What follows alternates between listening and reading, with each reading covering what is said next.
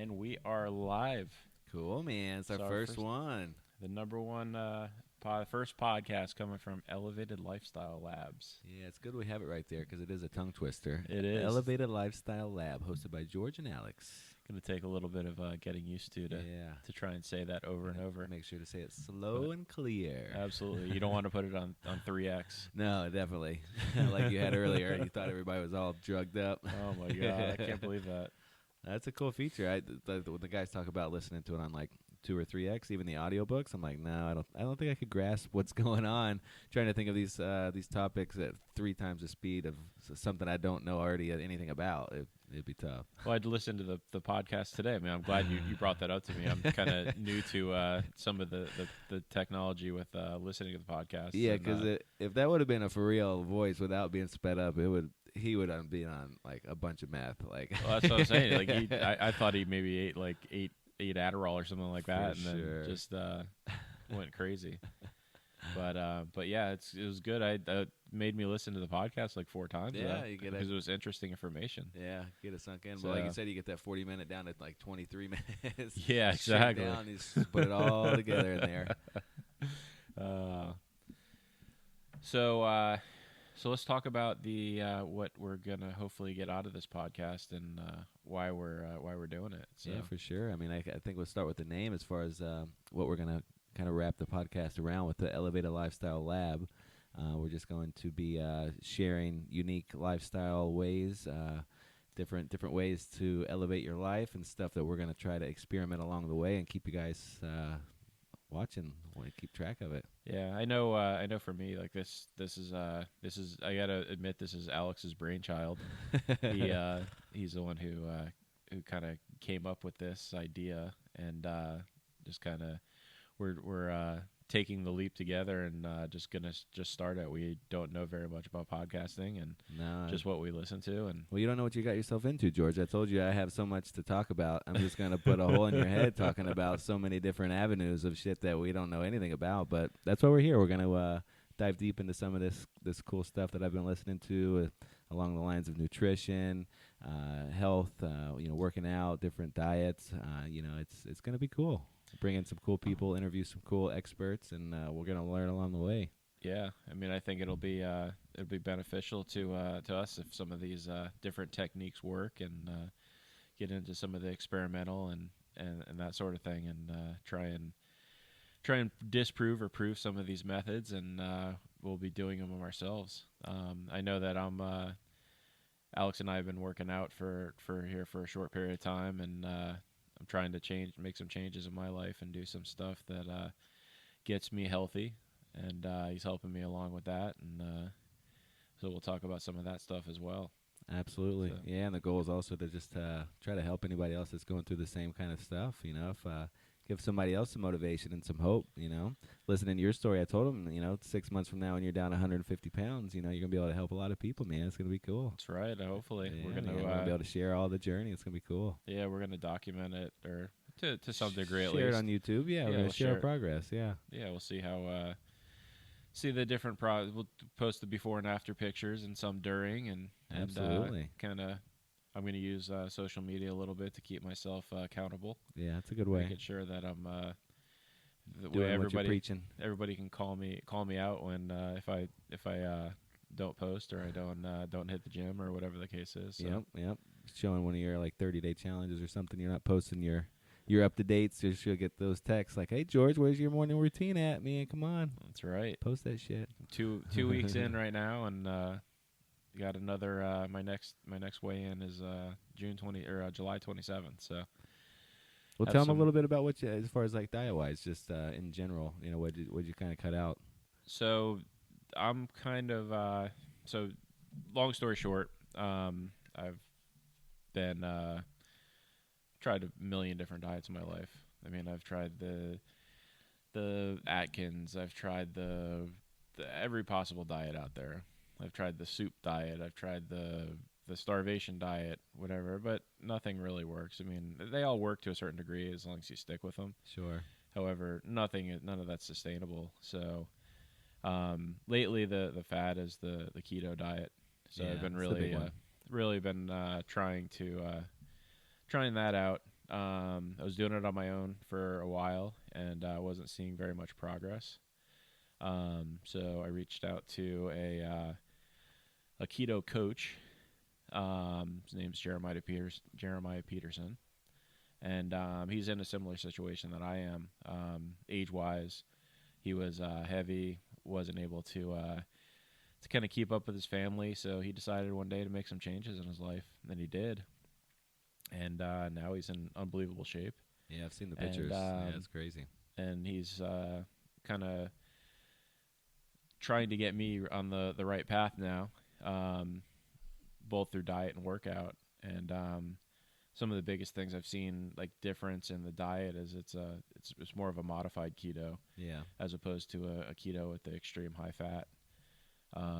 So it's changed some of that, and he's just kind of enlightened me a little bit more on kind of really investigate what you're eating. Sure. And the macros, you said the amounts of each portions of exactly, of the macros are real servings, important, and but also look for like the hidden sugars and stuff like that. We were talking about that earlier. Like you don't think about some of the things like ketchup or barbecue sauce or something like that. I saw the other day they posted the list of all the names of sugar, but they're all sugar. It's 30 different kinds. It's Absolutely a million different ones that they try to slip in there, so, like barbecue sauce. Just load it up. Like, what the hell, man? How are you supposed to eat chicken without barbecue sauce? Yeah, exactly right. What do you think long term? You think it's sustainable for you, as far as you feel like it could be like a lifestyle change, or you think it's good to just hopefully shred the fat off now? And I mean, I think it's going to do that, but I think it's also sustainable to a pretty big degree. Yeah. Obviously, when you get to your goal weight, you're going to have some type of fuck off days. So, yeah, exactly. Go out and cheat, or you have pizza here or there, or whatever the case is. But I mean, if you're on it a majority of the time, and you eat correctly, and like I said, it's not where you're eating 90 grams of fat a day, so it's actually a little bit stronger on the protein side. Sure. So like the off days won't kill you. So you can kind of do that, I guess, eventually. Sure. But the way that I'm eating now, like I could sustain this very easily. I mean, it's food that I like. You just have to kind of cater it to what you're doing. Sure. And biggest thing is preparation. That's my biggest problem. Yeah, because like you said, to do it correctly, you almost have to. Well, you really do have to be prepared throughout the day. Like even for us later, we were driving here and we were like, oh, we got to get something to eat. Yeah. But it would really help if we had our pre-made meals here or had a kitchen here, but unfortunately we don't. But to stick to it the right way, it is you got to do a little more thinking ahead of. My biggest problem also is that I'm kind of picky. Sure. And I'm not a big fan of leftovers. You ask my wife. She hates the fact that I don't like leftovers. And it's just a situation where I would prefer to have like freshly cooked meals, and with this diet, because it's a little bit flexible as long as you're eating the right quantities. That's one of the biggest things that I've learned also in the last few weeks. Sure. Is that your calories in, calories out is really important. Has a big effect. Yeah, definitely. Well, like we said even before we started the podcast, like we were saying, I think as much as it kind of sucks sometimes that we have to prepare our food and have it think ahead a few days, maybe even a week ahead of what we're going to do for a meal. At the same time, it's like they say, like idle hands. You know, if you're at home and you have the pre-made meal, you get home at 6, you eat at 6:30, and then you're just sitting around watching TV, and that's when idle hands. You get freaking starving. You want to eat. You just want to munch. But I think there's something said to it to be able to go. You got to go cut your veggies. You got to go. You don't have to go as strict as like weighing it out where you might maybe at the beginning, but just in general as preparing the food and cleaning up after yourself, that whole absolutely keep you busy. I think it's a great tool. And kind of what we've been doing, just to give you some insight into what our life's been like here more recently. Alex has been doing it for a long time, but is we're up at 4:00 in the morning. Alex was probably up even earlier. Oh yeah, baby's keeping up. And we're at the gym by 5, and we're stretching and doing. And getting our strength training in, and throwing some cardio in there, and then the best part of our day is the steam room. Steam room, baby. Right after the workout, it kind of addiction. Kind of rejuvenates you a little bit. Like you're a little bit tired after your workout. You go in there and steam it up for about 15 minutes, and then take a cold shower, and it's just you feel like $1 million walking out of there. Absolutely. And we'll get into this more in the podcast episodes, but just all the benefits of the steam room, the heat shock proteins that we've talked just to each other about, along with even like after I've heard of even after like weight training and doing cardio by going into heat directly after, which a lot of people say jump in the ice bath to cut inflammation. And I've heard all on the other side, getting into a hot area like a steam room or a sauna almost boost up your muscle growth continuously after your workout. So not only are you bumping up, getting a little cardiovascular workout with your heart rate bumping up, but I think it also helps promote positive like muscle growth. While instead of jumping straight into a cold shower, straight into a cold, an ice bath, and kind of stopping the growth right there. And obviously it helps with inflammation. But it's cool. There's a lot of this newer stuff that we both have been getting into. I've been doing a lot of listening and a lot of learning as of late. So I've been talking your ear off about 100 different subjects. I'm sure we're going to dive deep into, but I find them very interesting. It's cool. It ties into the name of the podcast well. Yeah. So I mean, just a little bit of background to me. I played football in college or high school and college. So a lot of the stuff that like the basics of working out is like I have a general knowledge of. I know what I'm supposed to eat and that type of thing over the years, but I just haven't had the discipline to do it, and that's what I'm trying to change in my life, is trying to discipline myself a little bit. And Alex has really been great because he's like an accountability coach essentially as well. Yeah, it helps. It helps to have somebody with you, yeah. When I know that I have to meet somebody at the gym at 5 o'clock in the morning, I make sure that I'm up. Sure. Where if I was just going myself, maybe I don't have that discipline, and I say, you know what, maybe, you know what, I'll go this afternoon, or I'll go tonight, and you know what that turns into? That turns into complacency. Yeah. Yeah. Well, you're like, you maybe make it 1 or 2 days in the afternoon, and then next thing you know, you're not going at all, and then the next thing you know, it's 5 years later, and 10 years later. Sure. And that's kind of what happened to me. I got busy with my business, and just never really made time for me and for getting in shape and doing those sort of things. So Sure. Well, I'm sure you've learned just a little bit of getting back into it because, you did football and you trained a lot when you were younger, but it seems like even with the new diets, the keto diet, the paleo diet, all these different diets and different ways to work out and different strength training, it's you start to see the different side of not just going in and lifting 485 on the bench or squatting 405. Like there's so much more to it, the stretching and the lighter reps, and just different style workout, different dieting and stuff. It's even for me, I'm just saying, like, everything we do, you already know how to do, so the basics, everything how to work out, but just the different ways of. So it's a matter of putting it all together. I mean, even I've been going to a local company here, and I think they're franchised all over the place, but it's called Stretch Zone. For me, that was a huge thing because my hips and my glutes and my hamstrings and everything were so tight that I had very little movement in them. So just doing that stuff, it made a huge difference in just what I'm able to do and how to move around, and whether I'm working out or doing cardio or whatever the case is, it just makes it a lot more comfortable. Sure. So, and that's another aspect that we'll during the show we're gonna get into, and maybe have some experts on, and some of the talk people about the from benefits. Stretch Zone. Yeah, cool. So. Yeah, it definitely helps too. Getting back into the gym, having somebody stretching you out after your first week of legs. It's like, oh, stretch those things, man. They're tight. We're in our 4th week of legs now, and I need stretching. Still need that stuff. We did them Wednesday, and my legs are still, my quads are crushed right now. Yeah. So those sumo squats, man. I haven't really messed around with them, but just that wide-legged, stick your toes out, squat down. I think the worst thing for me is the lunges. They're always a pain in the ass, man. The lunges, they're just they fire up my. If I know they're your quads, but for me, my hammies and my butt muscles, man, they just rips it. I'm like, oh, shit.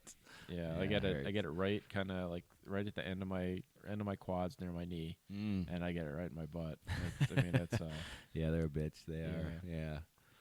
So, but So tell us a little bit about. I guess we'll just talk a little bit about how we both came to about where we are. Yeah. You mentioned. I guess we start like where you started growing your business. Like you said, you kind of derailed from how you got into real estate, and yeah, I mean, unfortunately I kind of derailed my my working out even probably before that. Yeah. So I was like I said, I played football in college and used to work out for that, and always had something like I think something competitive to train for. Like growing up, I always played sports and football, and baseball, and basketball, and always kind of worked out for those reasons. And then when I got done with college, I just almost felt like maybe I didn't have like a reason to train, so I could like kind of relax for a while, and then, I mean, complacency is a bad thing. 'Cause, Kicks in like, fast. you never know. I mean, like I said before you know it, it's oh, I'll take a couple weeks off, and then next thing you know, it's a couple months, and then a couple of years, and then you just Then you don't. get busy with It's work. really hard to go back, and then you build it up in your mind like that. You go back a few times, and you get really really sore, and then then you have that fear in your head that, you know what, I can't go back because I don't want to feel that way. Sure. It But hurts. you Yeah. got to kind of just tough through it, and I mean, when you get on the other side of it, it's a good thing. Yeah, absolutely. So- What were you doing? And what'd you do after college? You were in some like computer of some sort. What, Yeah, so I used to. So after college, I actually worked for my family. My father had a flooring business, Okay. and I worked for them for about a year, and then I decided I was going to go to grad school and So I went up to University of Florida. Started taking. I wanted That's to take right. some. You're a Gator fan. That's right. right. Yeah. So I wanted to get into computer science a little bit, and learn some programming and that sort of thing. So started taking classes, and at the time, it was an opportunity to work for a software company that was a startup in Gainesville, called Diginet, and went there, started working while I was taking classes, and I just found that I was learning like 10 times more at work than I was from the kind of the theory. I mean, back then it was basically all the computer stuff was all theory. Sure. Like, it wasn't hands-on very much, and it was just kind of you're reading from a book and you're not really doing very much. So I was actually doing at work. So it was a lot more enjoyable. I learn a lot better hands-on. Yeah, sure. So I went. So I started working there, and I mean, next thing you know, started out in like tech support, and I just kind of got promoted from there, and so I worked there until 2000. I guess it was 2003, and then I decided that I wanted to come back to Florida. In between there, from Gainesville, we opened a second office in Atlanta. I moved to Atlanta for a few years. Wasn't like a huge fan of Atlanta. It was just really congested, and I missed the water and that sort of thing growing up here in South Florida. Sure. So I decided to move back here. Wasn't sure what I was going to do. So what I did is I kind of took some time off, and this is another chapter where I started to work out again, and started trying to get in shape, and actually lost about 85 pounds. Nice. Just got up, went to the gym every day, worked out, kind of worked on myself a little bit, and then so I decided to just go out and get my real estate license. It was something I was interested in. Sure. So I figured, I'll try this out. I'll do a deal here or there, maybe an investment property or something like that. And a couple of my friends were buying houses, so I helped them out, and it was something that I really liked. So I was like, maybe I'll give this a run. And it's now 15 years later, Yeah. and Got have your my own own thing. have my own brokerage, and it's something that I was really able to develop and kind of make a bit solid business out of. Cool. Man, you were probably one of the rare ones that made it through the crash in '08 and still stuck around, I bet, right? Yeah, well, I was lucky enough that I was kind of in the right place at the right time. I was able to get into the kind of the foreclosure side of the business at that time, Yeah. when everybody else, like, you couldn't sell anything. Sure. I was able to pick up the listings. So I had contracts with Freddie Mac and a few of the other banks. So we were able to sell the properties for them and list them. And there was investors that were willing to buy. It was just a lot more difficult to get a mortgage at that point. Yeah. But so that kind of sustained me through all the bad times. So it worked out good. I mean, I think everybody had a bad late 06 and 07. Sure. But once everything kind of got established, Smoothed and out. they figured out what a short sale is. Because honestly, I mean, in Until then, 2006, the banks didn't even know what a short sale was. So they kind God, of set imagine. up some parameters for it and did all that. So we kind of learned on the fly and figured out that stuff, and figured out the foreclosure market and Yeah, you guys what all rocked goes out. into it. Yeah, you guys did And great. then kind of in 2000, I guess it was 2013 maybe, somewhere around there, 2014. We kind of transitioned back into general real estate. Yeah, okay. Because it was All of them the- fading out, right? It's- yeah, they were drying up, Drying and up. it just became a lot more difficult and cumbersome to sell those properties. Sure. There's a lot more that you had to take on as an agent financially. I remember how we kind of met back when we kind of met as I was an agent for you, but I remember you filling out these applications for the property. I mean, it'd just be like just a 5-figure property, like nothing, but you're there for like 3 hours just inputting crap. I'm like, Yeah, oh it's just- man. That's all the BPOs and Sure, the sure. comps, running all the comps and pricing it correctly. And Yeah. we had to do all the turn on the electricity, pay off the water liens, Oh, no way. trash the house out. I mean, get the yards cut, the pools cleaned. Everything. You know, everything. property management on top of the real Yeah, absolutely. I for mean, sure. before we even got the chance the opportunity to sell the house, I mean, we had already put in a ton of hours. Yeah, I can imagine. So Well, it kept the lights on for you guys. You yeah, guys did it really was well. it was great in the situation where we're at, and I'm Yeah. thankful for it. And Learned a lot, I'm sure. yeah, absolutely. So so now we have our own brokerage here in Jupiter, and Now we're using That's that beautiful conference room to hold this podcast. That's Look right. At it now. Yeah, you're just selling a house or two 15 years ago to have your own conference room, to have your own podcast in. There we go. It's an elevated lifestyle. I like it. that was the plan all Yeah, along. Yeah, of course. You knew it back then. So, that's great. That's good So stuff. how about you?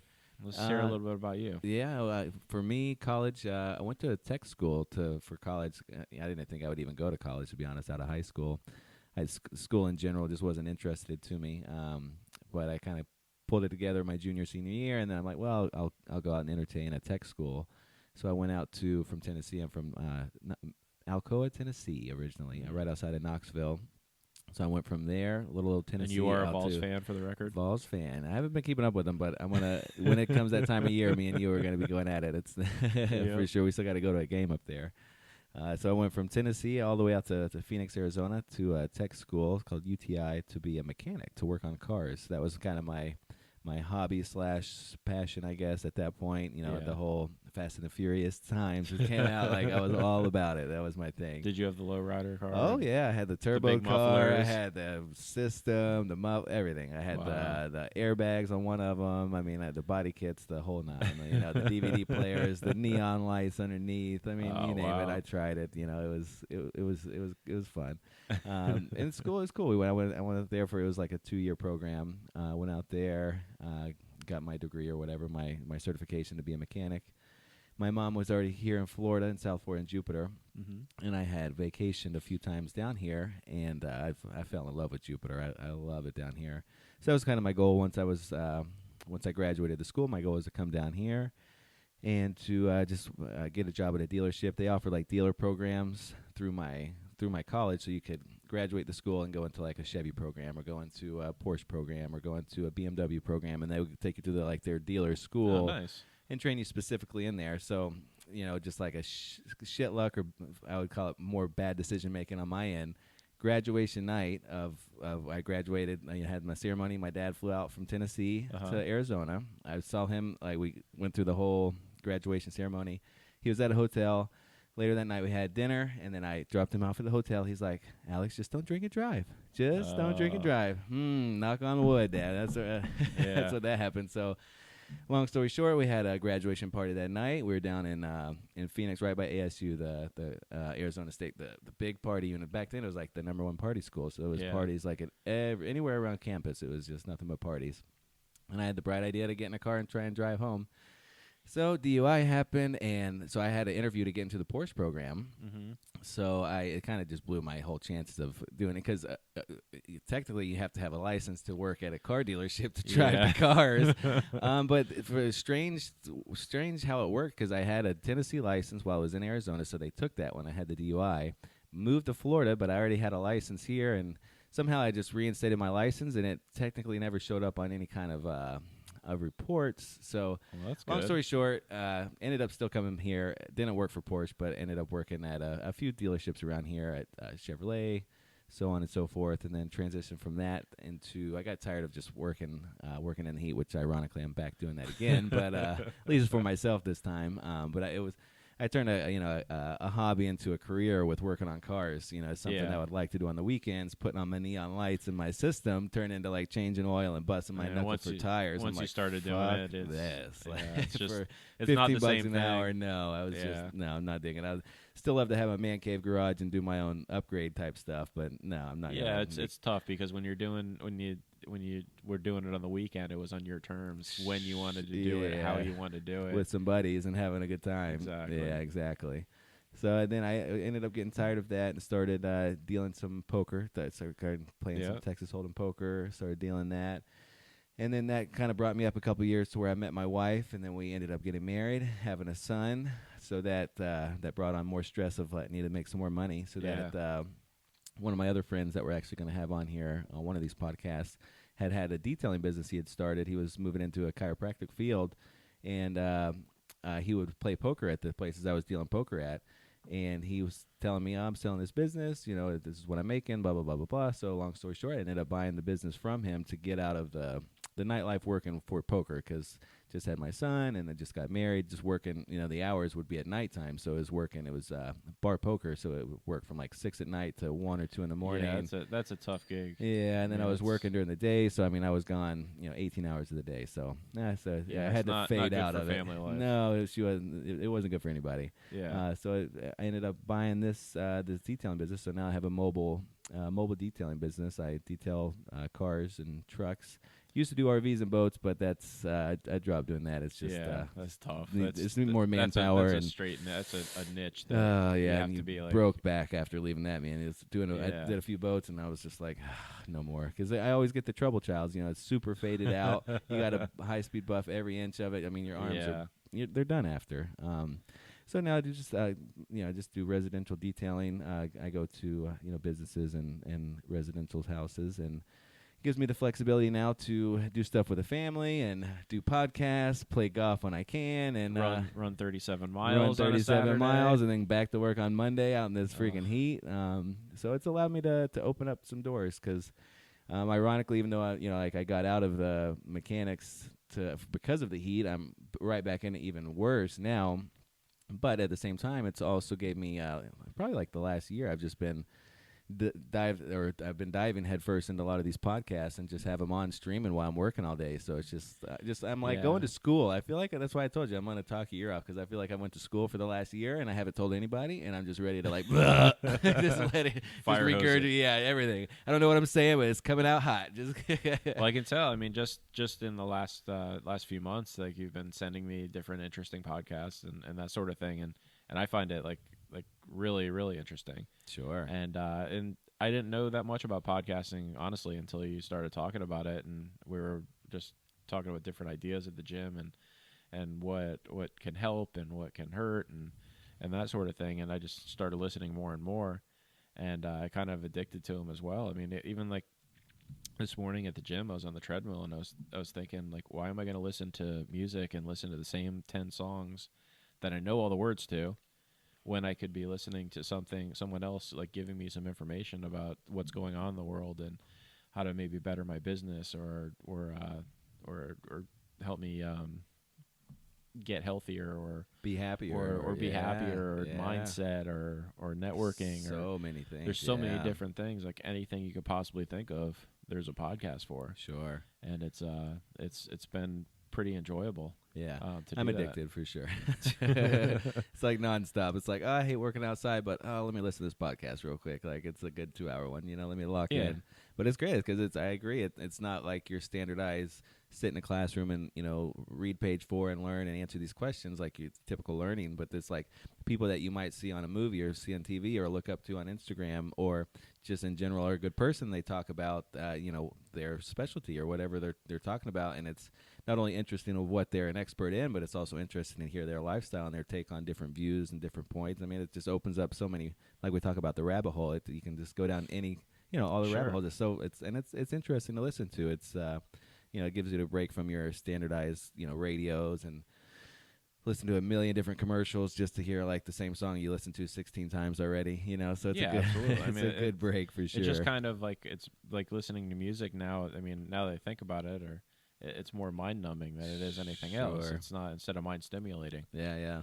And I mean, I can't tell you like there's the podcasts that I've listened to over the last few weeks, like how many just truths have come out, like that I think about like the way I do things and the way that I've say operated in business or socially or whatever the case is, and I'm like, wow, that really makes sense. Like Sure. like maybe I am doing this to myself, or everything that I've listened to has kind of been, you got to hold yourself accountable. Like if there's something wrong, you got to fix it because no one else is going to fix it for Nobody you. else gives a shit. No. Yeah, I No. mean it's like I was listening to someone this morning, and they said in the podcast, they're like you better wake up every day and want to succeed, Sure. because no one else wants you to succeed.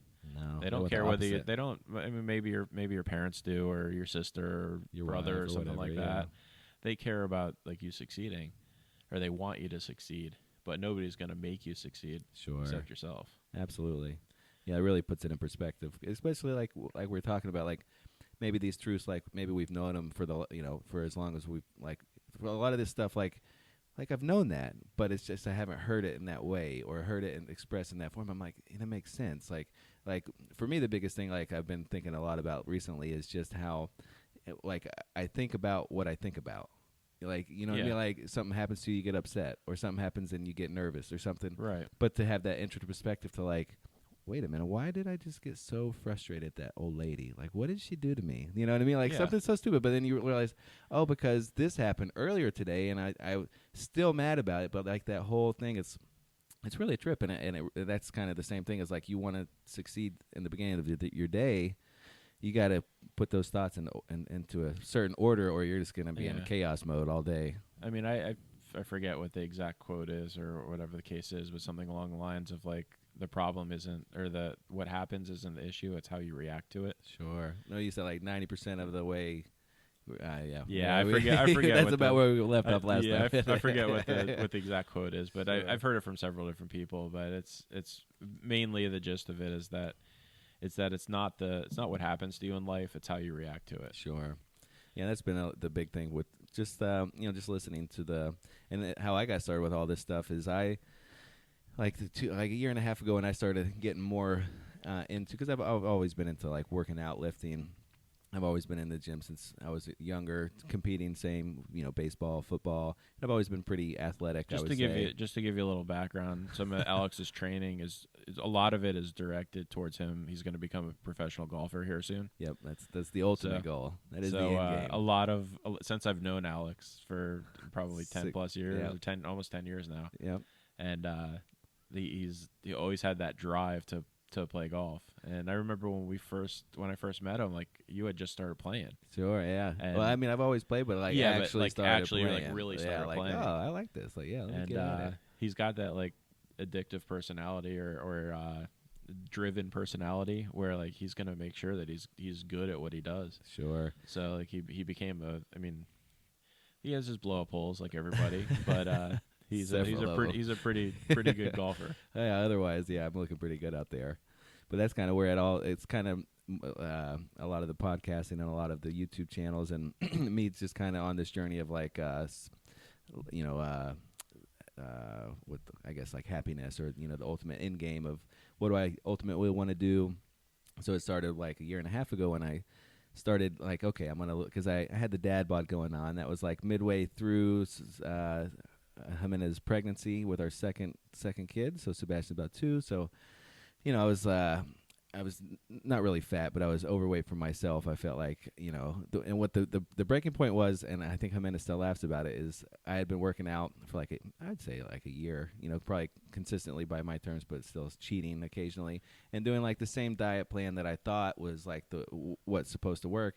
And I lost maybe like 10 pounds. And it's so funny because I would, you're in the shower, you're getting in the bathroom, and I'm always like, oh, do I have an ab there yet? And you gotta, so, and my mind plays tricks. So I'm like, oh, look at that. Yeah, I got a 6-pack right there. And I remember saying like I was goofing around with Jimena, like, oh yeah, you like that 6-pack, huh? And she's like laughing, like, no, like just not like it's just nothing there, like in the most kind, like loving way a wife could tell you, like, no, you're just dreaming, big boy. Like there's just nothing there. So I promise you, it's there. I feel it you under can my feel I it. can You feel just it under my skin. push right here.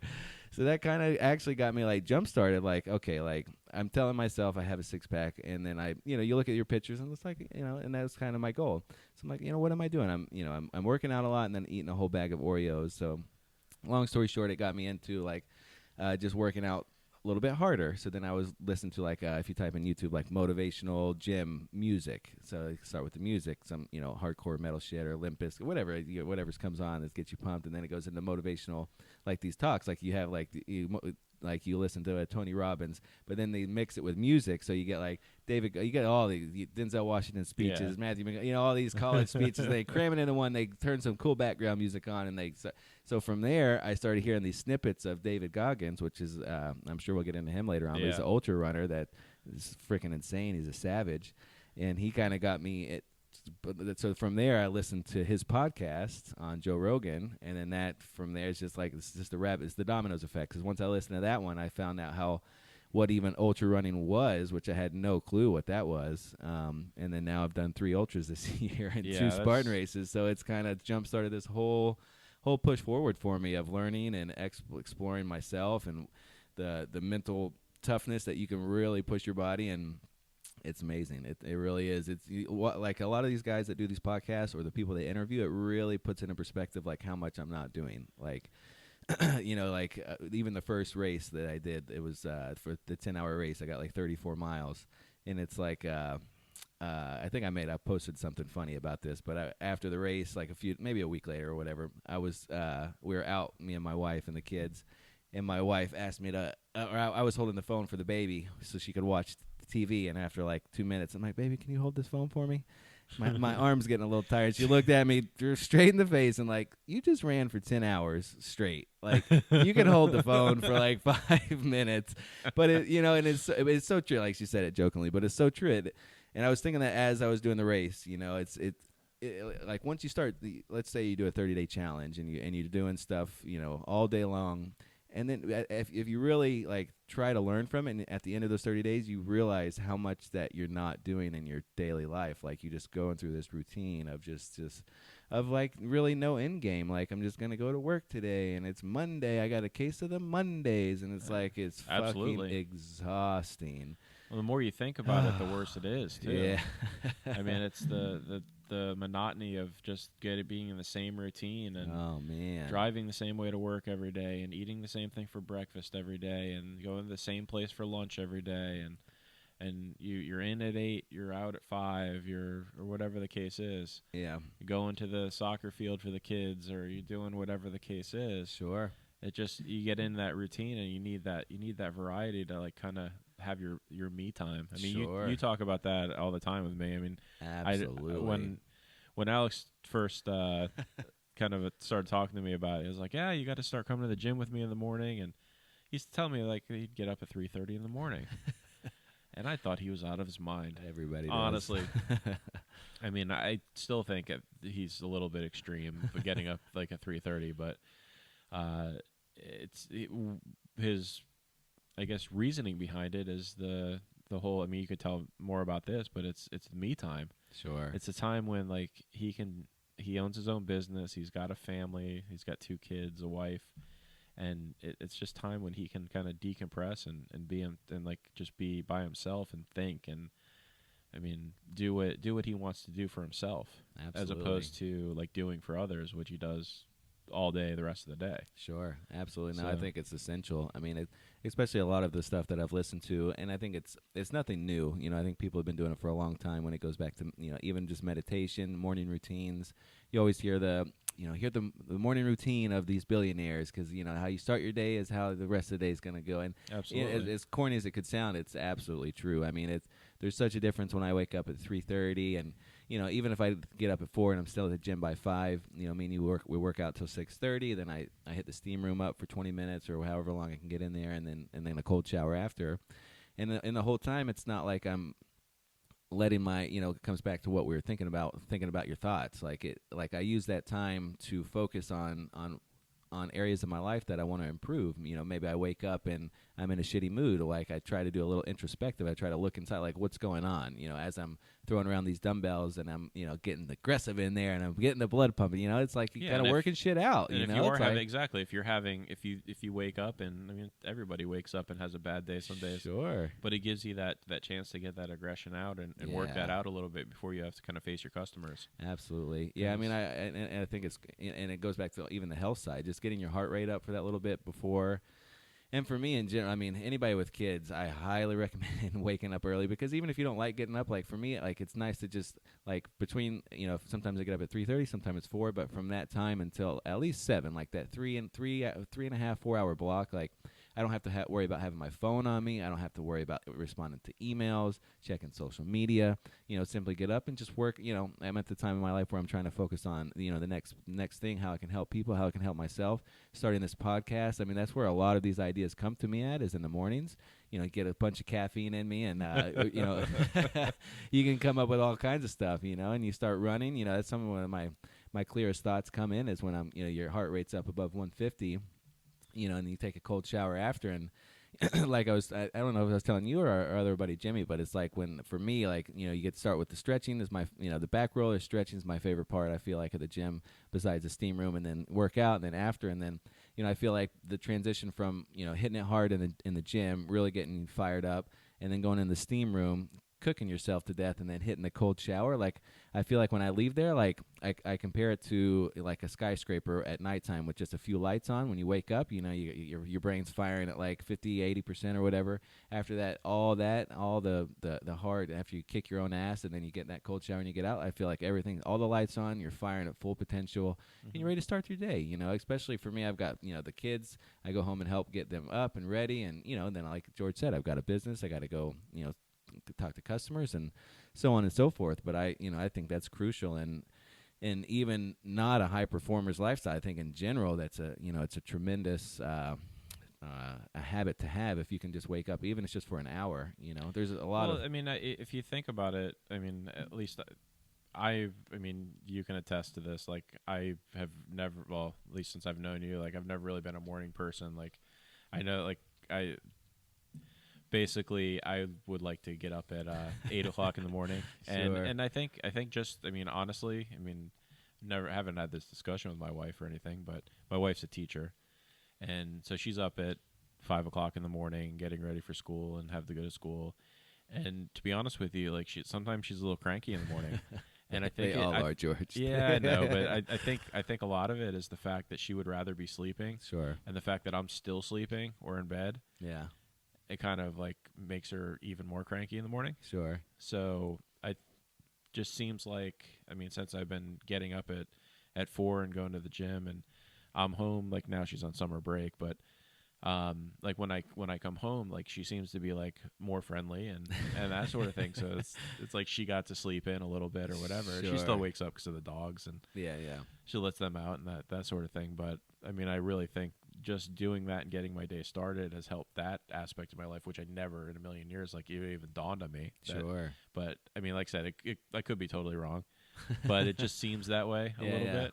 But so that's one aspect of it. But I also, like, I think, like, when we start working out, like I'm starting to like generate ideas and stuff like that we're talking about. Sure. I mean, and when we split ball back and forth and talk about them, I mean, there's a lot of good things that, like, whether it's business related or not, I mean, it's things that apply to life and to friendships and relationships. A lot of those aha moments, like, oh shit, you're all right. Yeah, you're right. Yeah. So I mean, it just gives you that opportunity, like that unobstructed like time to just kind of figure things out a little bit. Sure. And then, I mean, by the working out and, like you said, when you get your heart rate up, you think clearly and that sort of thing. And it and again, it doesn't have to be. It doesn't have to be early morning, even though I like it. But for me, it follows my lifestyle because of the kids. But I know a lot of people out there are like, no, I work at 10 in the morning. I'm not getting up at 5. There's no point. I work late. Which I think if you can just sketch it out anything, well, whatever way you're because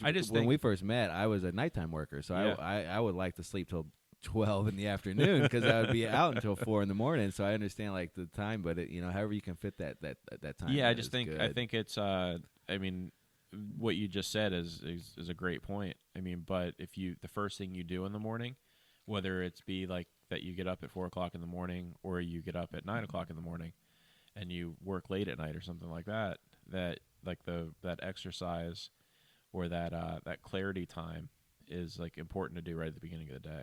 Absolutely. Yeah, it really helps with everything else. With, like you said, relationships, dealing with people, especially if you're dealing with customers, family. You get that testosterone out of you down a little bit, so you're not so fired up. I think it's great. I think it works really good. Yeah. And there's a lot of benefits from it, which I'm sure we're going to try and pull some people in here to talk about. And even just starting with the smallest habits of just, I was listening to another guy, Aubrey Marcus, who's with Onnit. He's one of the owners of Onnit, and he started with Joe. But he talks about even just the small wins. Like you just get up and he just has like a glass of water with a few grams of like some kind of sea salt and like a cold shower. Like simple stuff. Like start with the simple things. But I know a lot of people aren't morning people, so I get that a lot. I tell them, I get up at 3:30. They're like, "What is wrong with you, man? What the fuck are you doing up at 3:30 in the morning, man?" But I tell them, I'm like, it's so quiet, it's so nice. It's sometimes. I mean, I'll be honest with you. I mean, it's only been a short period of time. I'm trying to build that habit now, but it's once you get up and going, I'm totally fine. Sure. You know where I got it from, right? It's when I first got into this whole like. This part of my life of like increasing my productivity basically is the first guy I sent you. Remember when a motivational speaker named Eric Thomas? He has that was his whole thing with when he became successful. He was up at 3:30. He felt like if he wanted to get where he wanted to get, and he's starting this late in his life, he's gonna have to just basically outwork everybody. Yeah. So by getting up that early, and I love the comparison of you do like a full day's work by the time the person's out of bed. Your competitor. I mean, you do that long enough. I mean, you're going to get where you want to get if you're doing the right things. Yeah, I mean, you work hard enough, you're going to succeed. Yeah, you don't waste the time. Like you don't wake up and like eat a bag of chips and drink a Coke and like, yeah, I'm up at 3:30. Like you can't do that. There's a million different things out there. Like there's I think his name's Tim Ferriss. The 4-hour work 4 hour work week. Yeah. I mean, I read that book years ago, and it talks about like. I don't want to call it time blocking, but essentially it's kind of similar. Where like you're like, don't read your email when you first get into the office. That's huge. They say start working on something productive. Sure. Because next thing you know, it's just like talking on podcasts. You get down a rabbit hole, and then next thing you know, it's 45 minutes later. Sure. And I was listening to somebody today, and they were saying to turn off notifications on your computer, like for at least a certain period of time when you're focusing on something to get done. Right. Because you may get like a Facebook pop-up or a direct message or something like that. I think I listened to that one too, and how bad it puts you back. Yeah, well, they said that it basically knocks you, I guess, psychologically or something like that. It takes you 45 minutes to get back from that. Like where that diversion to Facebook, it almost like or whatever dumbing the you case up. is. They were saying, yeah, and it basically puts you back 45 minutes. It takes you that long to get back into productive mode, right? The way you were. So yeah, whether it's writing a contract or whatever the case is, whatever it's going to interrupt you, you got to basically turn off notifications and try and like keep some time that you're just supremely focused on one item. Sure. And I've had to learn that kind of almost the hard way, because you wake up at 3:30 and you start looking at the wrong shit that puts you in a bad mood. Now you're like really fucked because you're up at super early, and now you're like either mad because you're scrolling through Facebook and they just post like the worst shit's going on, or at least you see in the feed. That's I guess because I follow a lot of the Palm Beach other magazines or whatever the articles, but it's just stuff to makes you react, and that's when you start hearing that kind of that stuff, then you start realizing, like, as you're getting ready and you're scrolling through Facebook and you start feeling angry for some reason, or you start feeling happy or sad, or like, oh, that sucks. Look at that horrible accident, or blah blah 100%. blah blah blah. And absolutely. So yeah, I'm the same way. Like I'll give it a quick glance, but I'll check like for years. I used to watch. I'd wake up in the morning as I'm getting ready for work or whatever the case is. I'd watch the news. Ugh, I don't watch local news ever at all. When at we all. see it at the gym, I just try to look down because it's like it's 100% negative. it all is. It is. I mean, and it puts you, and you're absolutely right. When you start looking at that stuff when you first wake up in the morning, or even in the middle of the day, you start looking at that stuff. Mhm. It just puts you in like a bad mood. Sure. It like it sends you in the wrong direction. And, Yeah. and then when next thing you know, like someone walks in your office and you snap at them, Yeah. and it has nothing to do with that person. It's just like you get irritated by like. I mean, I get irritated by like stupid little things like that that are avoidable. Yeah.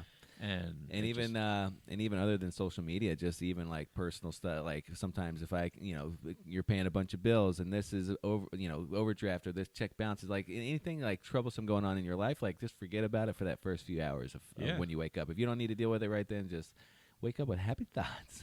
It sounds corny, but you gotta direct your thoughts of how when you wake up what you want to think about, because we're all, nobody's perfect. You start thinking about, that guy that cut you off yesterday and you just boil on that or something similar. It's just going to lead down to a shitty day, another shitty day gone that you could have done something else.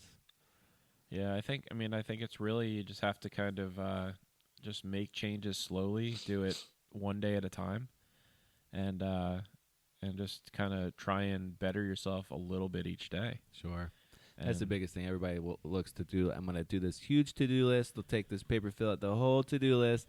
They'll get one thing done, and then they're like, "Oh man, I can't do all this shit." Or it's just even working out, like do a little. Over like, I mean, in the past and stuff like that. I'm like, all right, I'm going to get healthy this week. On Monday, I'm going to start diet, and it's going to be like hardcore, and I'm gonna like not eat anything, and I'm gonna just eat like pure protein, and I'm gonna drink 5 gallons of water, and you like do all this stuff that's like you say, okay, this is all the stuff that's going to help me accelerate or something like that, when in reality it's really hurting you. Sure. So I mean, you do all that stuff, and I'm going to go to the gym, and I'm going to go twice a day, and I'm going to go at lunchtime too, and I mean you build all this stuff in your head, and then it lasts like 2 days. Sure. So like what I'm trying to do this time is to kind of take it slowly. I mean, we started out going in the morning, and then I implemented the diet. And then after another week, I started doing a little bit more cardio, a little bit longer. Mm-hmm. And then increasing the incline to something. But you just add, like, as time goes on, you just add a little bit. And then the next thing you know, you're looking at it 6 months later, and you're like, holy shit, I'm doing a lot of stuff. Yeah, it really I'm doing all stuff that, like, now is routine. I'm doing it every day automatically, and I didn't have to really think about it. Whereas before, you had to think about everything. You're like, and then it becomes overwhelming, and you don't want to go to the gym, and like, oh my god, I got to do 100 squats and 10 and 25 deadlifts, and I got to run around the building and do whatever the case is. Sure. I mean, you build it, at least I do. This is me personally, but sure. You build it up in your head, and then all of a sudden you start talking, that inner voice in your head starts, you know what? You really should stay at work. Yeah. You really should. You know what? You can make a couple more phone calls, or you could do this, or you know what? I'll just tell Janae that I had to go out with a client. Yeah. So when I get home and she asks why I'm not at the gym. Yeah. So it's tough, man. That's what a lot of the podcasts I've been hearing is like toughening your mind. It's more the mental, the discipline side of doing everything. And it's definitely not like. What can I do to have that feeling like permanently stay? Like, I think everybody always looks for the secret, but I think the secret is like it always sucks, but you got to make the best of it, kind of like not in a bad, like looking at life in a bad way, but like almost like you have to have that. With me, I have that inner voice, and I've got to everybody. Yeah, I know, but I'm saying in my situation, sure, I have to talk that inner voice down all the time. Yeah. I mean, it's like you like when we first started going to the steam room, you were saying, I'm like, well, how long do you stay in here? Yeah. Because I mean, of course, Alex cranks it up to the like nth degree and gets the thing as hot as possible. Like you can't even see inside the steam room. But so for the first time I went in there, I'm like, well, how long do you stay in here? I'm like, you in here for like 2-3 minutes. He's like, well, I stay in here until my body can't take it anymore physically, and then I stay another 5 minutes. That's when the fun begins, right? And what you said to me that day, you just have to kind of like push your mind past like the fact that your mind is saying get out. Your body can take a whole lot more than your mind is giving it credit for. Absolutely. And you just got to push it to the limit, and that's how you grow. Yeah. That's what I picked up from. That's kind of what led me down this whole running like Forrest Gump this year, is like listening to David Goggins talk about it. It's just when you put yourself in a shitty situation, you kind of learn about yourself. So that's kind of how I looked at it with jumping into like ultra running, because I was wanting to do some kind of race, to something because I'm kind of like you, like we played sports when we were younger. We still love to compete, like you were talking the other day. Like you still love to compete, whether it's golf or whether it's fantasy football, whatever it is, like the whole edge of competing. So there's not the places we can compete as we get older are less and less, especially if if you're trying Sure. to So I figured by doing that, and that's kind of what I learned from my first long race, is kind of like I've already mentioned before, but how it really puts it in perspective, like how much more, and then that leads to the next step. So that kind of opens your eyes. So you start doing, things like you were saying, as a simple example for the steam room. You stay until your body can't take it anymore. So that's 5 minutes. But then now you know a time. So set that time, and then the next week you're going to go for that 6 minutes. Like we're talking about the gradual, and then you learn that it's just your mind. It's fucking with you. It really is. And and I think it helps. A lot of people obviously can't go run like 40 miles and like, oh, go find yourself. Like a lot of people are going to be like, yeah, fuck you, Alex. Like I'm not going to do that. Just for the record, no matter how much weight I lose and I know how good of shape I get in, I'm not going to be an ultra runner. That's why there's only a few thousand, I think. There's not. Yeah, I've got zero interest. I'd be happy to crew for you and support you in your running. But after seeing you run the 37 miles last Saturday, sure. Yeah, no. I can imagine. Does it look fun? Good. I'm out. Especially when you see me the last like 15 miles, looked like I got something shoved in my ass because I can barely run. My hips are locked up, and I'm like just kind of shuffling down the street. Yeah, I'm sure I can find other things to compete in. But I guess the whole point of that whole thing I'll do some 5Ks with you, maybe some like fun runs, some like Spartan races or something like that. Yeah, those are cool. But yeah, I mean, and what's even the crazier is that in September he's looking at running a 100-mile race, possibly. Yeah, we're gonna see if I can get. So that's we'll definitely hold a podcast around that one. It's tough. It's a little tough to drive 100 miles sometimes. Sit in the car that long. Yeah. So running for over 24 miles. hours, 30 hours. Nonstop. It's not even like it's like the Tour de France or something like that where they do it in stages. Come back the next day, yeah. They just go. They just go and go and go until they can't go anymore, or they reach the finish line. And I think it can be translated, even if it's not a physical feat. I think it would be translated into just taking on more than you think you can do. Even if it's to work, if it's I'll pick up that extra slack that the other person's not doing, or picking up extra duties of picking the kids up from school or changing the extra diaper. I think if you can just pick something and just say, well, you know what, I said I can't do that, or I can't lift this, or I don't know how to write this paper, but what if you just say like, well, what if I can? Like that's the biggest thing. Like what if? Like I heard that somebody say like, what if you apply that to a lot of things? Like, well, what I said I can't, but what if? What if I can? Well, I heard somebody else say the other day that never say that you don't know how to do something or you can't do it. Always say, I mean, like especially at work or something like that, or I mean, just about everything in life. I mean, you can Google it and figure it out. So you know what? I've never done that before, but I'm gonna figure it out. Oh right, yeah. And I can't remember which one. It sounds like Jesse. It sounds like Jesse. Maybe that's what I was listening to. Jesse yeah, Itzler, but it was something along those lines where it's like, and that kind of hit home with me. I was like, kind of like, wow, you're right. Like, because he's the one that just jumps into everything. Everybody's got all the information in the world at their fingertips. I mean, absolutely. Everybody. I mean, just about everybody. I shouldn't say everybody, but majority of people have access to a computer, whether it's their own computer or a library or at work or whatever the case is, and an internet connection, so they can. I mean, you could type in how to do anything into Google, and 99% of the time, there's like 5 YouTube videos about how to do it. Well, it's crazy. Even just like when I kind of at the same time of me getting in the gym and doing all this crazy stuff is when I was starting to look at other business opportunities, just creating my own. So so what's the first step? I need to write a business plan. Okay, how do I write a business plan? So you YouTube it, and then come to my findings. I just Googled around here, and there's a free school down in West Palm. It's called SCORE. It's just a bunch of retired, successful business owners that hold. A lot of them are free classes on showing you how to use QuickBooks, on showing you how to run a business, start it up, Yeah. find financial backing, and it's just handed to you. You know, until you look at that's why you say oh, I don't know how to write a business plan. you think Google about it, and it's a free class that they're going to walk you through it. There's no matter what you want online. Or what you want to do, you can pretty much find anything online. You want to learn another language, go online. Got an app. You want to learn? I Googled the other day. We were talking about. This is kind of something we'd like to do, but probably won't do. Mm-hmm. Is how to build a concrete steam room at your house. No, we're gonna do that. That's good. That's gonna be in the man cave. But yeah, I Googled that the other day and thinking, okay, well, there's nothing really gonna probably come up about this. Who really thinks about this? Sure. There's 30 YouTube videos about it. Sure. And I'm like, wow.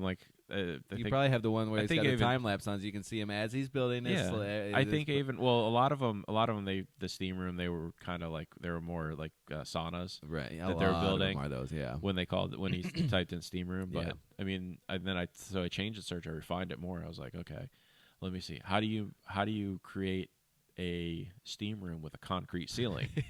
Thinking, okay, well, they gotta, because I would think that you'd either use tilt up construction or something like that, or you'd have to basically create it like you would a 2-story building or something like that. Right. So I was looking at all the different methods, and there's stuff from people trying to lift heavy pieces of preformed concrete up. Oh, wow. There's guys on ladders lifting it up holding and stuff like shit. that. No. No, good. No. So I like when we do this, we're gonna have contractors do it. We're not gonna. Yeah, absolutely. Yeah, I'm not gonna mess around with that. No. Be in there steaming, and a cinder block falls on us. No. Yeah, they weren't even cinder blocks. They were slabs. Oh yeah, whole slab. Because a cinder block, think about it. You can't do cinder blocks in the ceiling of it. No, because it would need to be fully sealed. So I think they use rebar and stuff like that, and form a mesh, and then pour it, and they use plywood underneath or something to hold it until it dries. But it would be the same way as building a 2-story building or something like that. But now you cap it off, yeah.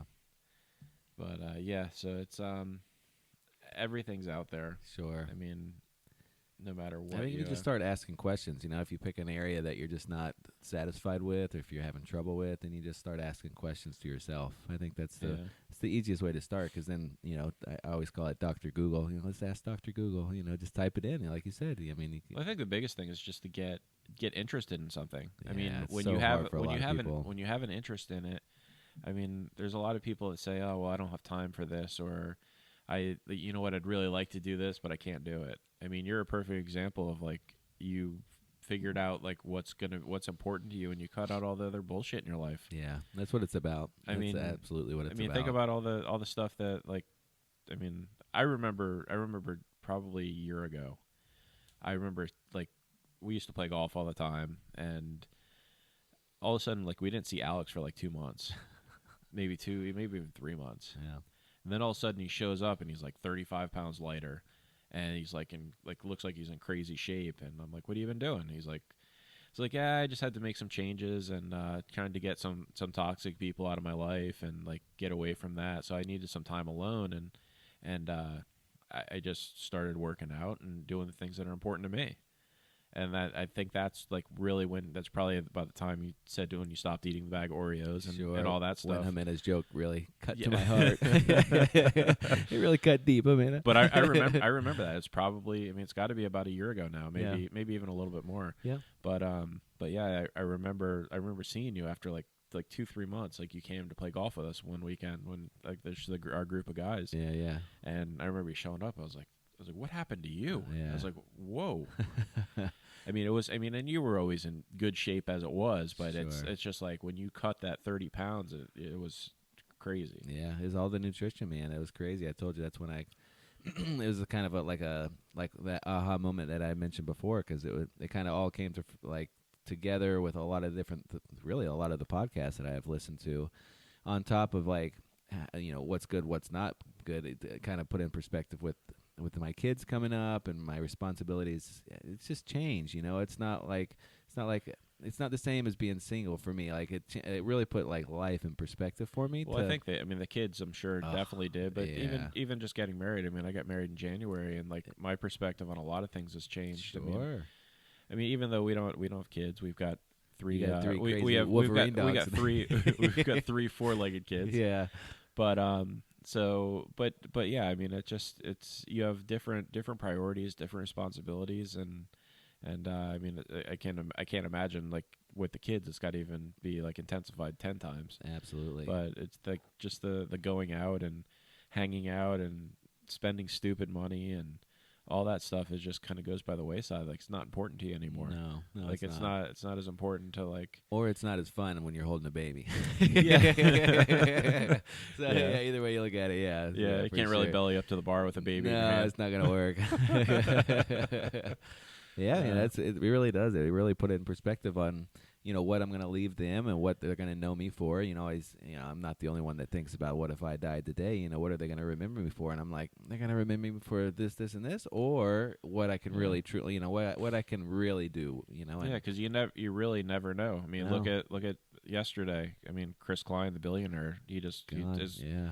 he's flying. I in heard his his daughter was on there too. Oh, was she? So sad, I man. just said, yeah. The only person I heard that she was on there, or he was on. I just there, saw the but, brief thing. If she wasn't, I'm yeah, sorry, but I don't know. That's awful. I mean, Chris Klein lives here locally and where we live, but it's a shame coming back from the Bahamas. I mean, and he's your own got private everything copter. going for him in the world. He's got billions of dollars, very successful companies, great family, the whole deal. And Yeah.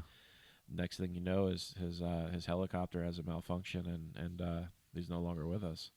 Yeah, man, it's like the other guy, the guy I sent you the other day, Jesse Itzler, how he talks about how he's kind of worked his life from the end backwards. So he's, the average life is 78, so he starts at 78 and works backwards, like what he wants to do, because it's just not a lot of time. Like, and like you don't know, like you really just don't know. So like he was talking with the one guy, like Ed Milet, the guy that was interviewing him, like, so Ed, have you really taken this seriously? Like this life is serious? And he said, yes, yeah. He said, have you picked out your grave spot? Like, went and picked out your burial spot.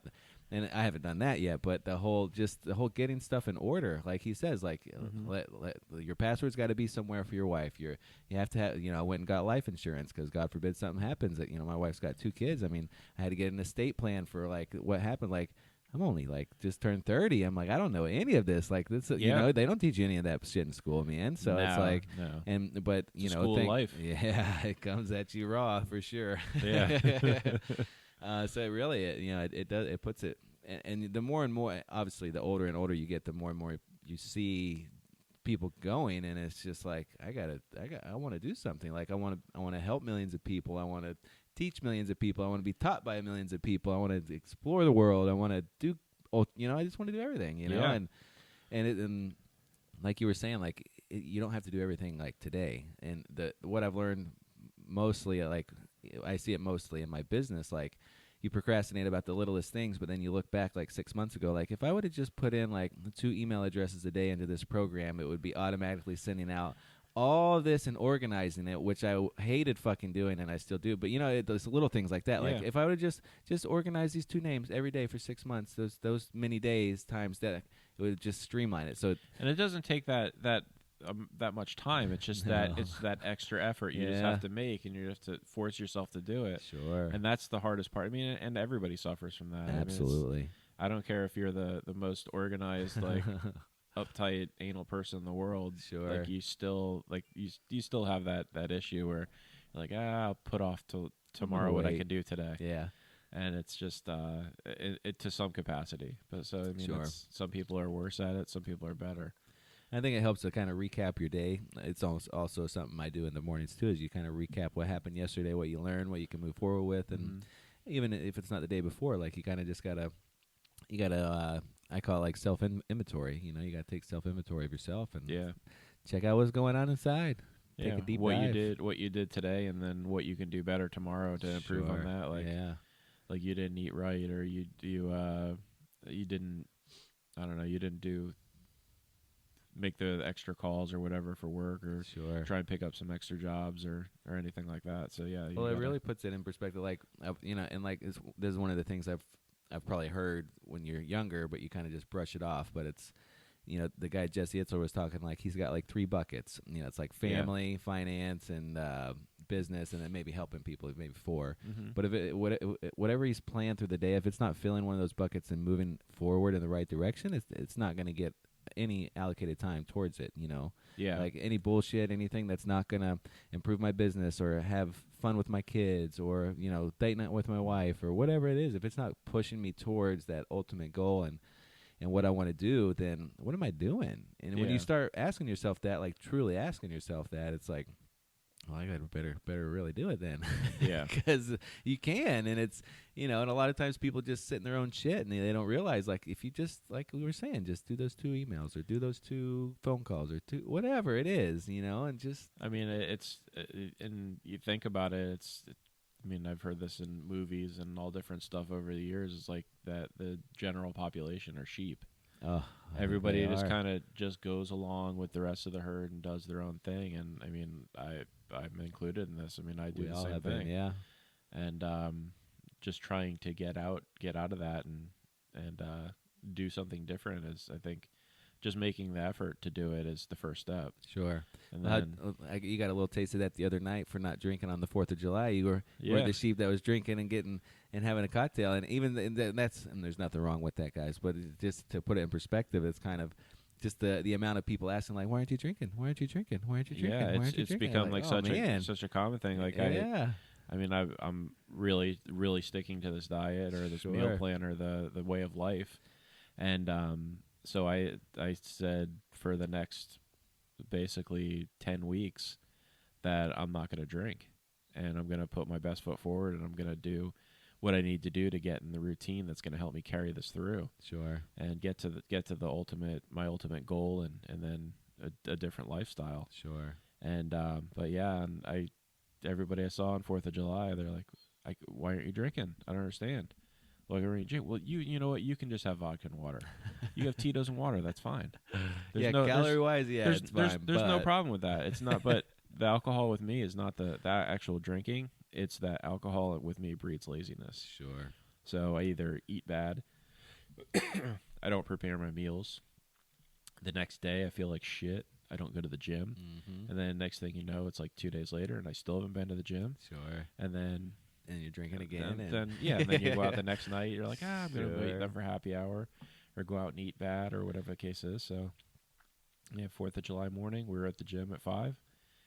Friday morning, we were at the gym at 5. Oh, yeah. So back we were again. like one of only 5 people there at 5 in the morning. It was like a ghost down there. No, yeah, I agree, man.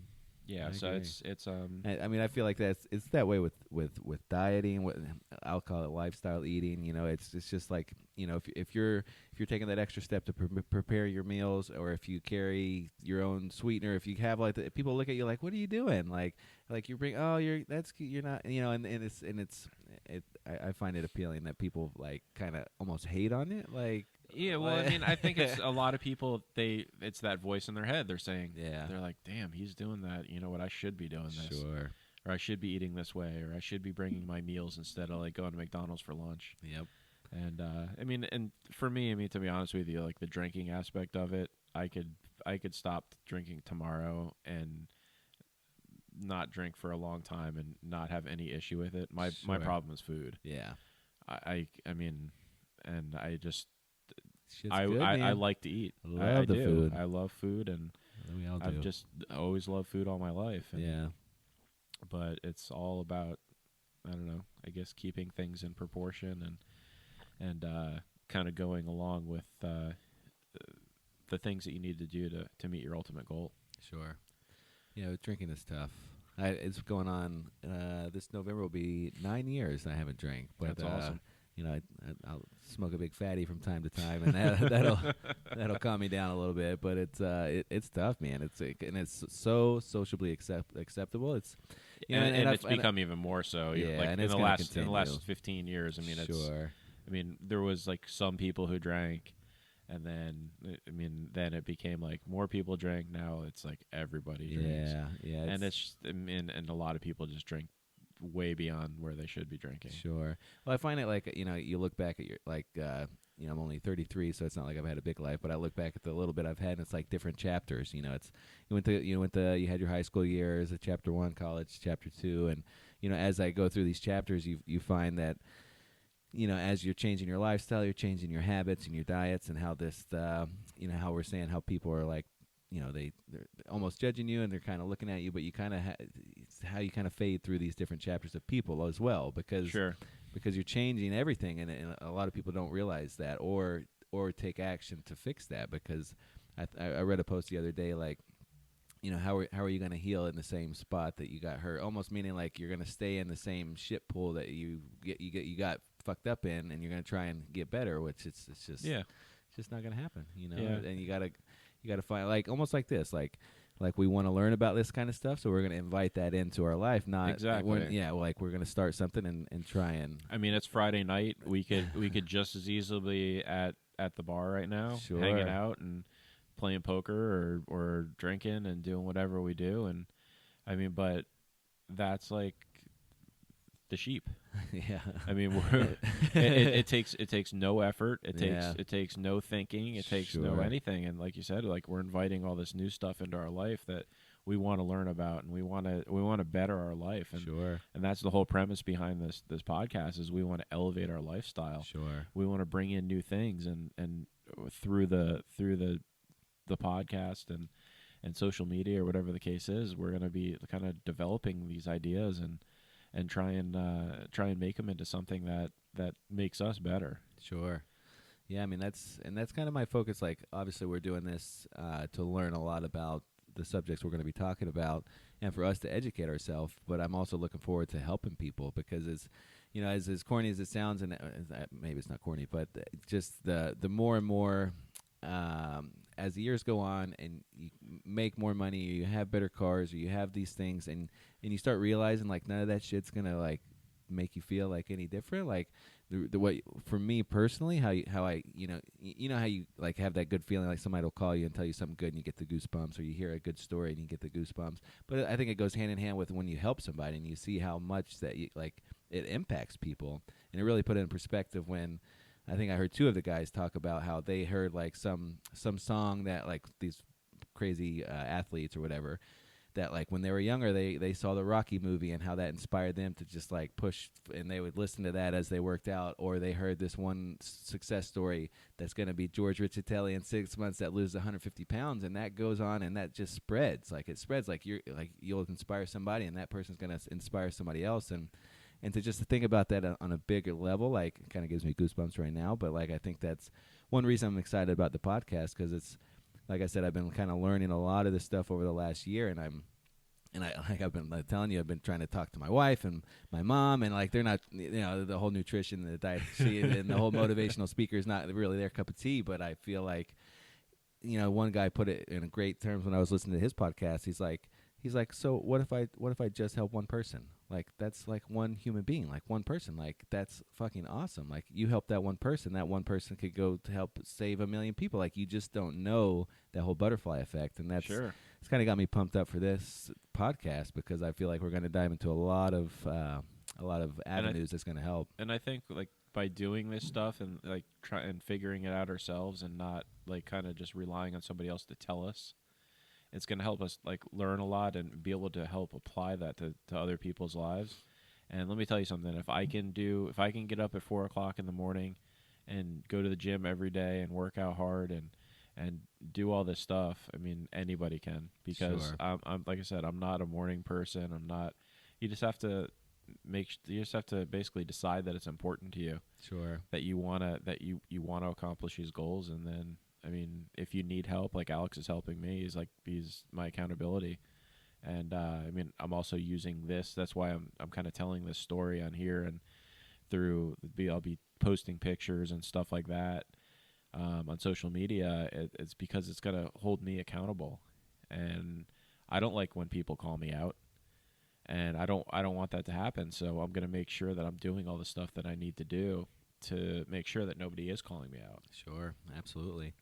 And I also think it's good for people that that truly just don't know where to find information or just don't know topics that are being talked about. Like I feel like that's what got me into wanting to do this so much is just different topics of having kids and looking at nutrition for kids or healthy snacks for kids or every conversation that we have every morning Yeah. that you bring up all these new topics and exactly. I'm like you got to start writing these things down. I got to do some research. Yeah, Like man. I have no idea what biohacking is. Yeah, just to and just for people to hear, hopefully some people will hear this and say, "Oh, well, what is that biohacking?" Or, "Oh, what Apple Donuts? What is that?" And and just send them down, even for example, the business class, like I was telling you, like maybe somebody listens to this and is like, "Oh, he mentioned that score," and it just leads them down another path that could ultimately I change think you should their tell them life, what Apple Donuts are. Apple, okay, because they sound better than they probably are. But I was trying to get Sebastian, my son, to eat some fruit, so he always loves donuts. So I had the idea to just chop an apple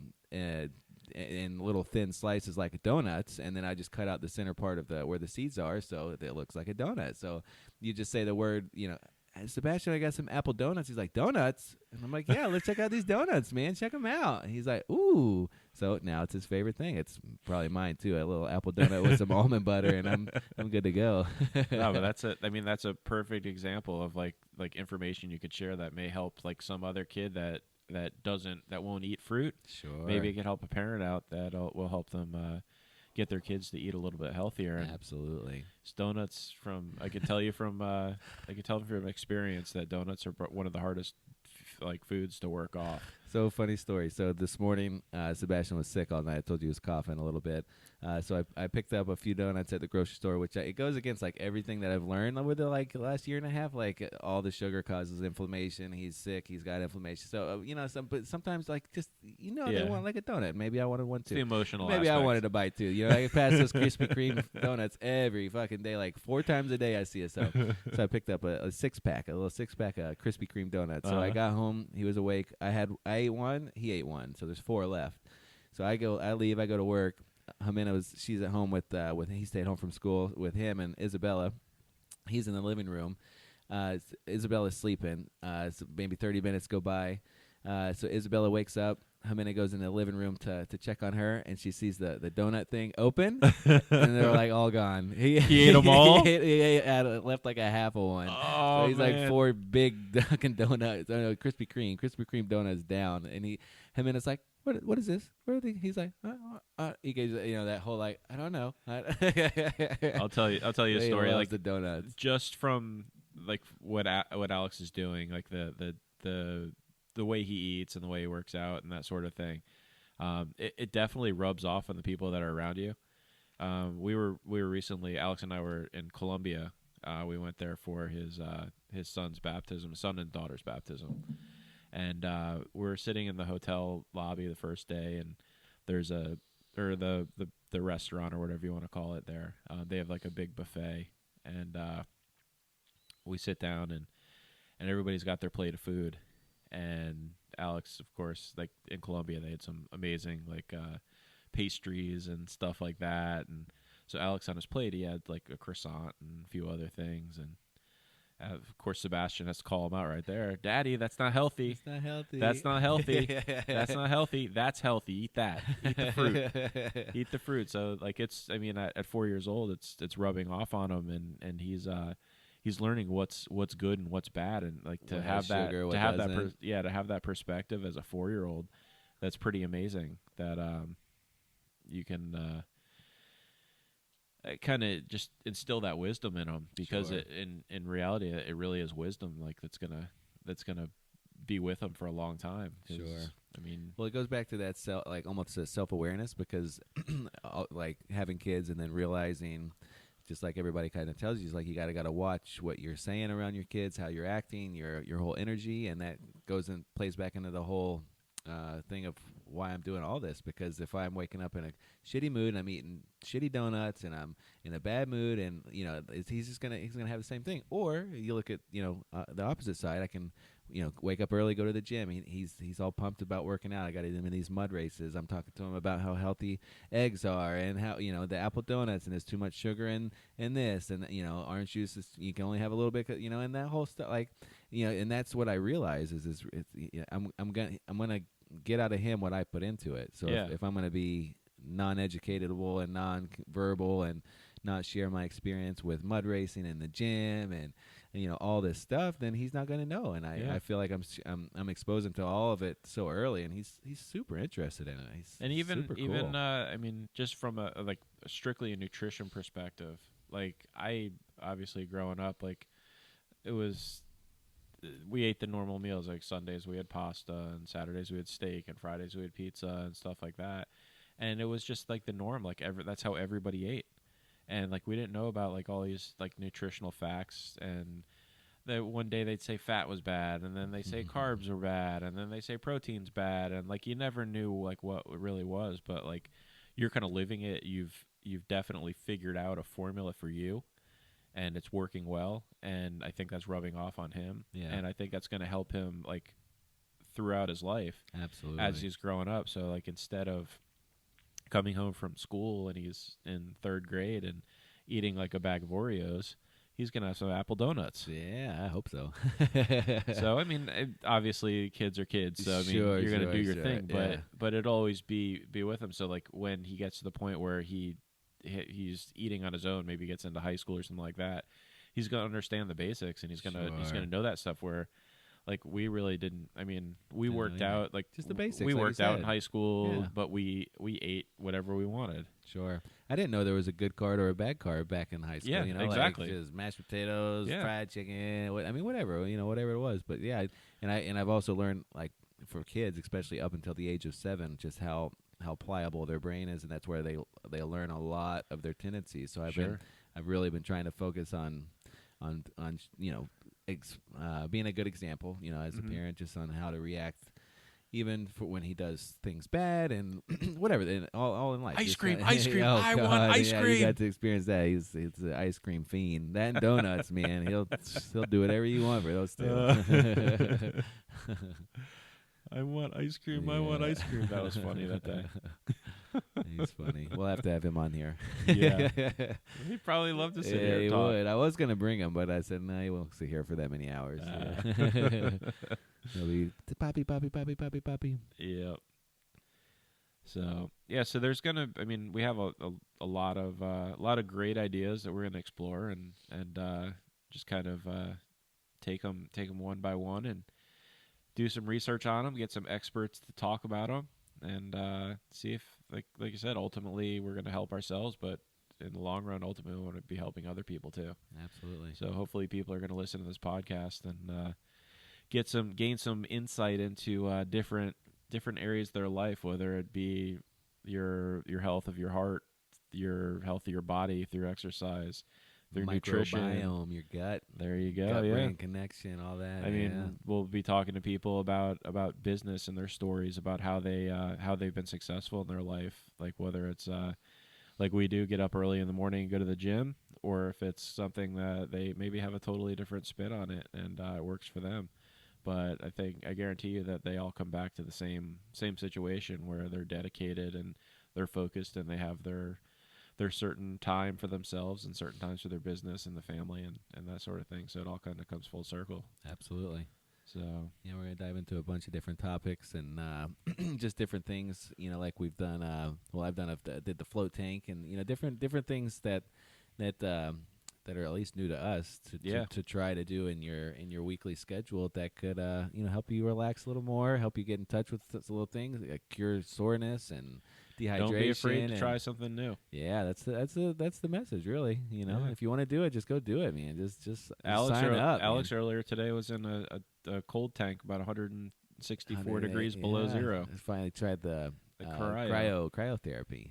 I liked it. I think there's more benefit with the ice bath. I feel like after you get out of the ice bath, I feel like your body's so shocked that you just like, what the fuck are you doing? Like, then I think it just goes into like recovery mode after, which I didn't feel so much after. But I mean, I liked it. It was good. If I had one like in my man cave, I would use it. There you go. For sure.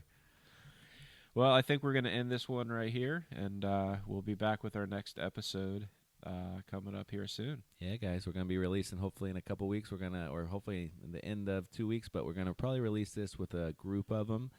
So look forward to it. We'll have a couple more lined up after you listen to this one. Hopefully you follow us. Thanks, guys. Don't forget to check us out on YouTube at Elevated Lifestyle Lab, also on Facebook and Instagram. Go on there, follow us, share the podcast, and feel free to tell all your friends. Thanks, guys.